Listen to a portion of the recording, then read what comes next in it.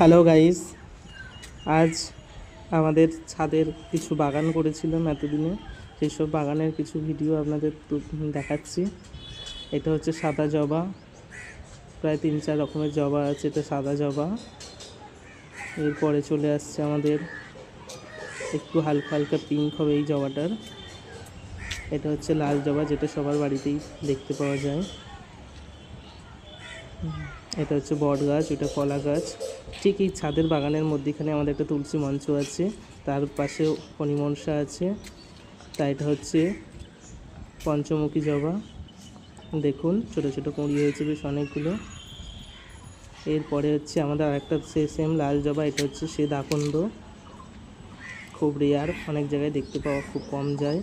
এটা হচ্ছে আমাদের লেবু গাছ, ছোটো ছোটো লেবু হয়েছে দেখুন। বেশ অনেক লেবুই হয়েছিল, আমরা তুলে নিয়েছি। আর এই ছোটো ছোটো আছে। এই একটা গোলাপ গাছ, অনেক পুরনো। এটা হচ্ছে বেল গাছ।